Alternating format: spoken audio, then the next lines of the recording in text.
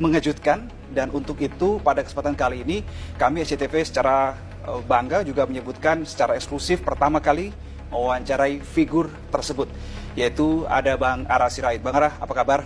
Baik. Sehat-sehat ya? Sehat. Sudah lega setelah mengutarakan sikapnya? Ya tentu saya lama ya di PDI Perjuangan. Bahkan orang tua kami pendiri PDI tahun 73. Waktu saya kecil, SD itu saya udah pasang di Bundaran HI itu spanduk PDI tahun 82 kalau tidak salah. Terus itu kelas 6 SD ya. Terus tahun 87 saya sudah jadi saksi di TPS. Kelas berapa itu berarti? Kelas 2 SMA. Oke.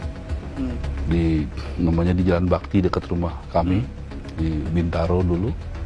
Kemudian di 27 Juli saya ikut membela teman-teman saya yang dikepung di Ponorogo, ya, di jalan yang sama dengan rumah saya sekarang. Di ujung itu kantor PDI Perjuangan, saya ada di situ untuk membela teman-teman saya yang ada di sana.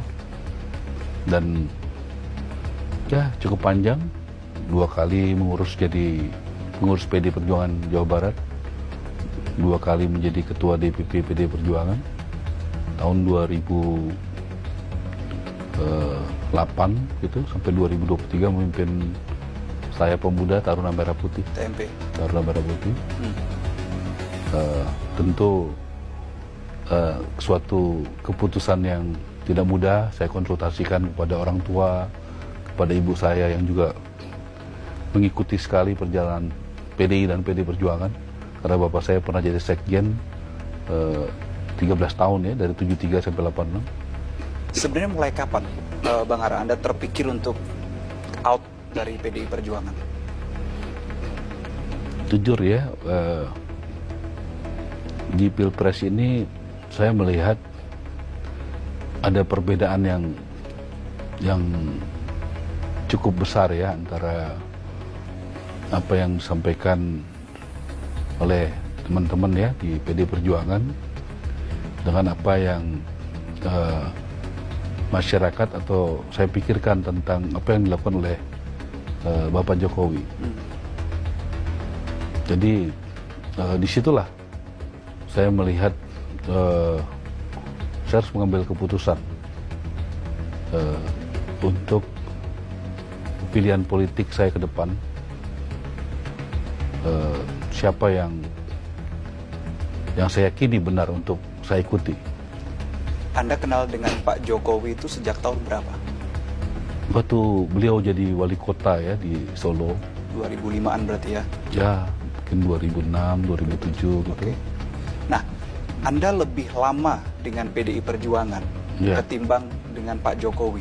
Ya. Kemudian pada saat tadi pada awak media Anda mengatakan alasan Anda keluar dari PDI Perjuangan adalah lebih mengikuti Pak Jokowi. Ya. Seseorang yang Anda kenal lebih sebentar daripada partai yang Anda ikuti dari awal. Betul. Kenapa itu? Karena apa yang Anda lihat dari Pak Jokowi? Saya melihat ya kita di PDI Perjuangan tuh figur yang kita idolakan, kita kagumi, kita ikuti kan Bung Karno. Bung Karno yang mengajarkan bagaimana dekat dengan wong cilik, petani, nelayan. Bung Karno yang mengajarkan juga bagaimana supaya tidak bisa ditekan oleh asing seperti tahun 55 membuat non-blok di Bandung ya, kelompok di Asia, Afrika itu kekuatan sendiri. Dan saya melihat ya apa yang Bung Karno lakukan itu justru ada di Pak Jokowi. Buktinya ya bagaimana Pak Jokowi itu dia sangat mencintai rakyat. Dia membuat anggaran desa begitu besar, belum pernah ada sebelumnya di Indonesia. Dia, kalau Mbak Mega sering mengatakan turun ke bawah, dia dari sebelum jadi gubernur, sebelum presiden, jadi presiden sampai sekarang, saya rasa tidak ada presiden yang lebih sering turun ke bawah, mengetok pintu-pintu rakyat rumahnya. Bahkan rumah-rumah yang sangat sederhana. Dia ketuk malam, pagi, pada saat COVID, dia bantu. yang bisa menggelontorkan dana begitu besar buat bantuan kepada rakyat. Sebaliknya juga, seperti Bung Karno mengatakan bahwa kita juga harus tidak boleh dalam tekanan asing. Bagaimana Presiden Jokowi yang bisa membuat Freeport mayoritas dimiliki oleh Indonesia, yang selama puluhan tahun tidak bisa terjadi, tapi justru pada saat Jokowi itu bisa terjadi. Bagaimana Chevron akhirnya dikelola oleh Indonesia sendiri. Ya.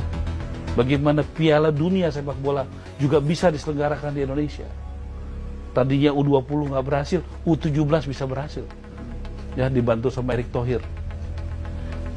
Jadi saya rasa, saya melihat figur Bung Karno itu ada Pak Jokowi. Senang turun ke bawah, senang belusukan, ya, memperhatikan rakyat, hidupnya sederhana, ya, berani menghadapi radikalisme dan tegas menghadapi radikalisme.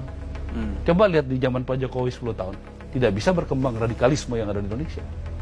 Jadi kalau Bung Karno mengajarkan satukan perkataan dan perbuatan, menurut saya itu ada di figur Pak Jokowi. Dan saya melihat figur itu ada di Pak Jokowi. Figur Bung Karno itu ada di Pak Jokowi. Langkahnya, sikapnya, tindakannya, bukan omongannya. Oke.